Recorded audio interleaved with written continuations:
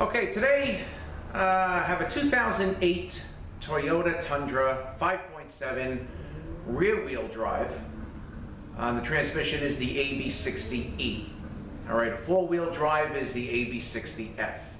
So I got another one of these in with the code P0983, Shift Solenoid D Electrical. Now I have a video on this particular code already, but I like to share the findings with you guys, because the last video that I did with the P0983, the solenoid was, totally shorted out. The code wouldn't clear, if I remember correctly.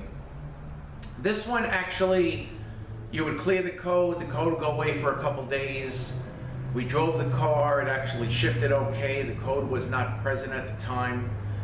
He had taken it to a repair shop where they cleared the code. The transmission was serviced with new fluid filter and pan gasket. But again, driving the car, the code returned. And then the owner of the car happened to find my video that I did already on the P0983 with the other Tundra I had.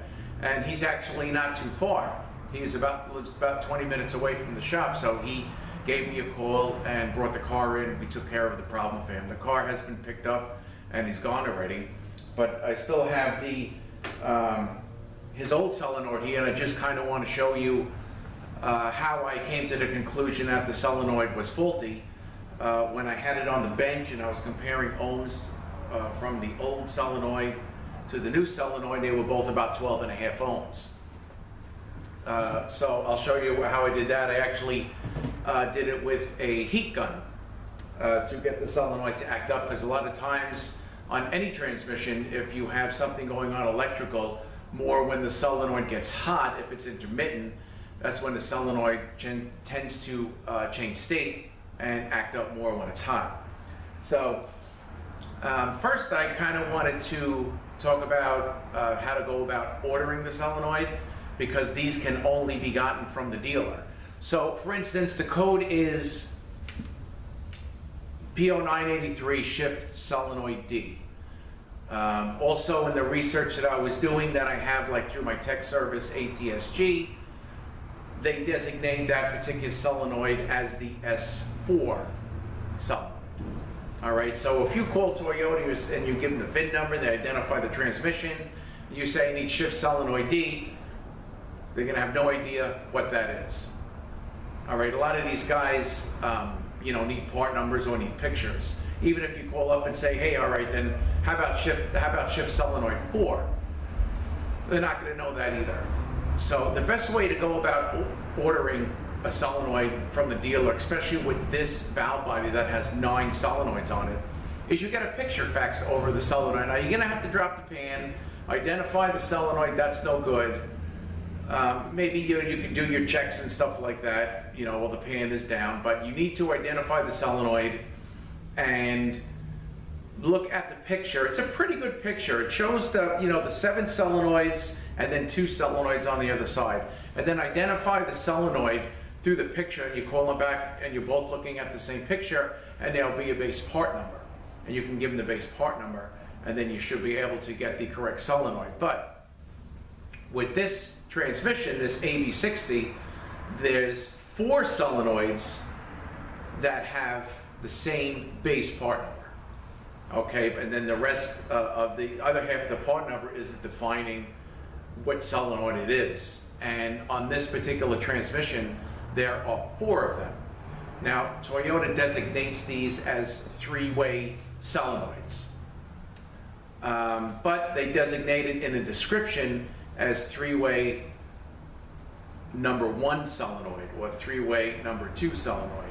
So what it is when I got the picture from Toyota, I designated it, circled it, and it had the base part number, which was 35240, and underneath in parentheses it had the number 3. And then the other one on the parentheses had number 2, the other one had the number 4, so we knew which one that we had to get. So this particular one, this is the Toyota part number, if you can see that.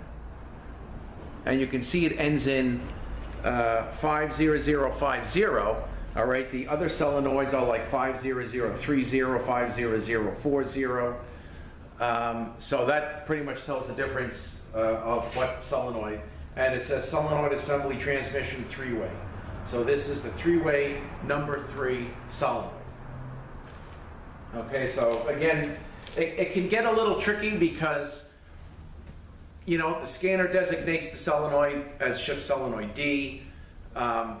When you do some research online, maybe find something that my tech service ATSG had put out, it'll say S4, shift solenoid number 4, but you know, ultimately it's a 3-way solenoid, 3-way number 3 solenoid would be the designation that Toyota goes by. And of course, the only place you can get these is Toyota. I had called Transtar, my supplier, because I always like to call them first, and they do not carry any of the solenoids for the AB60 series transmission. So what I did here is, what I'm going to do is get a little closer, and I'm going to put it on the voltmeter, and here is the solenoid. I'm going to turn this thing on, and of course right now this thing is reading perfect, about 12.3 ohms. And then I'm going to put the heat gun on it, and probably within about 30 seconds or so, I'm going to keep it on there until you see this thing start going crazy. And then I'm going to shut it off and let the solenoid cool down. And while that's happening, I'm just going to go around and, you know, do things and do some paperwork, come back about 20 minutes later and put it back on, and we'll see that the solenoid will be reading pretty much the same thing again, you know, right where it should be. So this thing was definitely acting up when it was getting hot. And I did check the wiring. We unplugged everything, all the pins, everything looked good, totally no corrosion. The car was beautiful underneath. It's actually a Florida car. And you'll see underneath, I'll give you a shot of it. On this particular one, it was a pleasure to work on, because the last 3 that I did, that were all New York cars, they have 12 pan bolts, and you know, between 8 and 10 of them broke on every one that I worked on. This one, you know, it's funny, when he told me, oh, I had it serviced, I had the pan dropped, had the fluid changed, filter changed. I says, wow, how many bolts broke? And he says, well, they didn't say anything about that.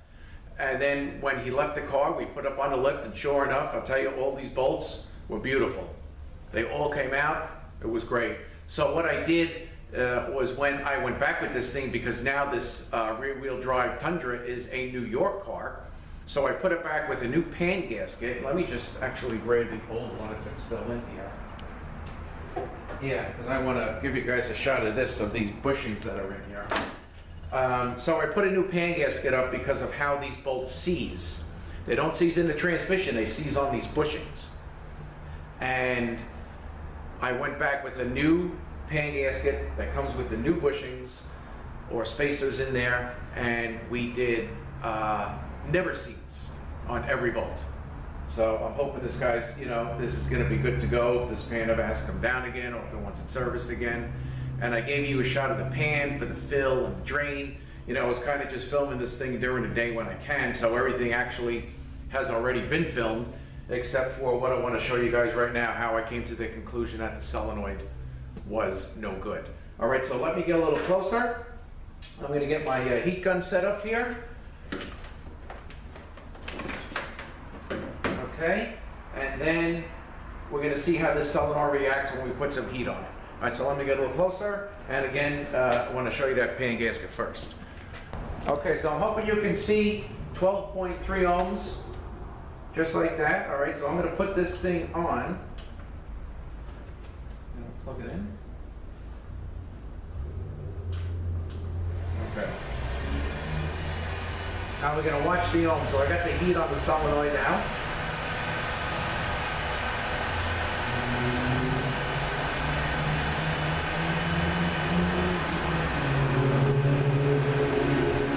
There we go, and it starts going crazy. It showed open circuit.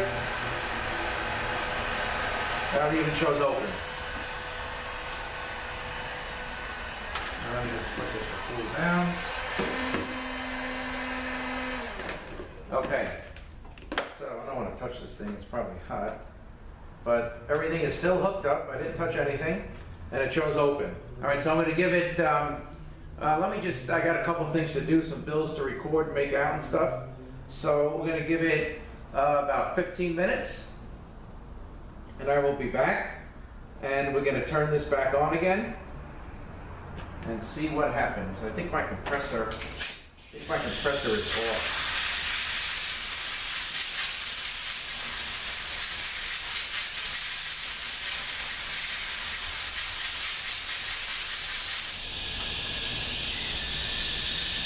Yeah, it's going to have to cool down a little bit.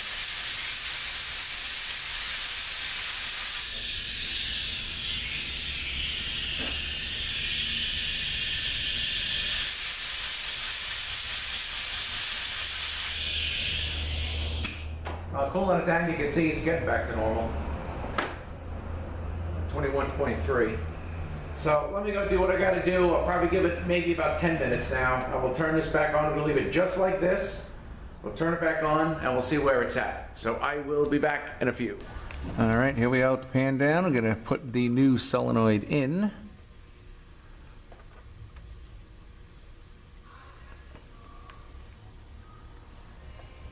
Okay.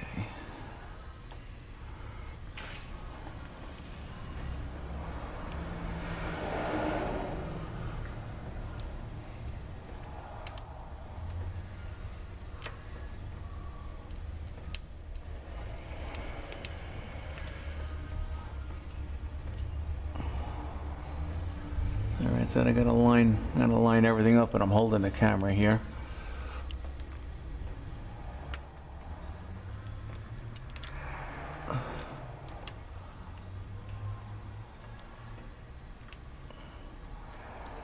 Okay.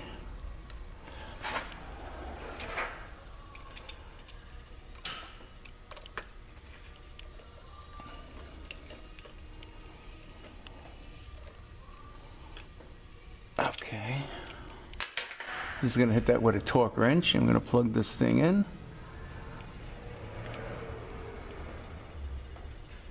Okay, so we're ready to go. I'm gonna put the pan back up, and another reason I wanted to show you this is, as you can see, none of the pan bolts broke. This is actually a Florida car that is here now, so when I put this back, I'm gonna put some never sees on these bolts, but this was a pleasure to work on. No broken bolts. Also a two-wheel drive. All right, now we'll head back to the bench. All right, quick shot of the pan.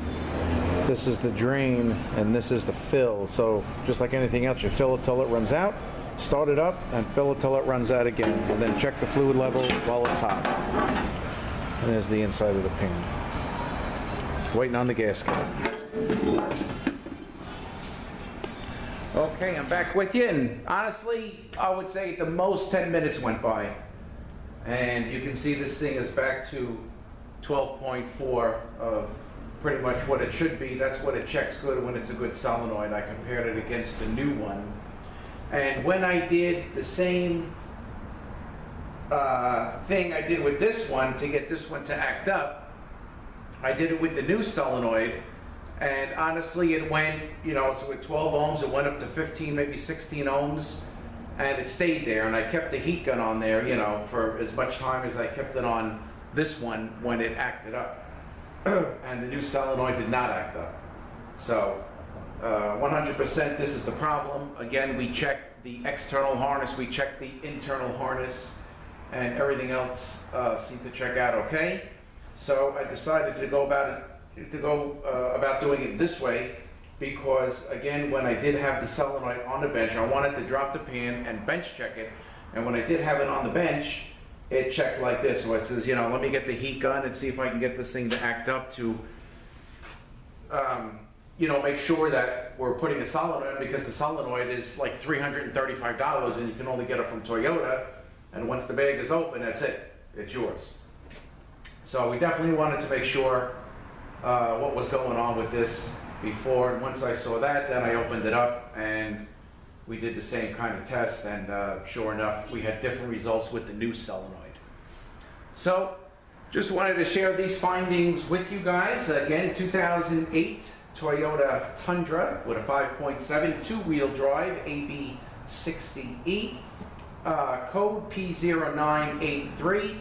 And again, we found the bad three-way number 3 solenoid to be no good.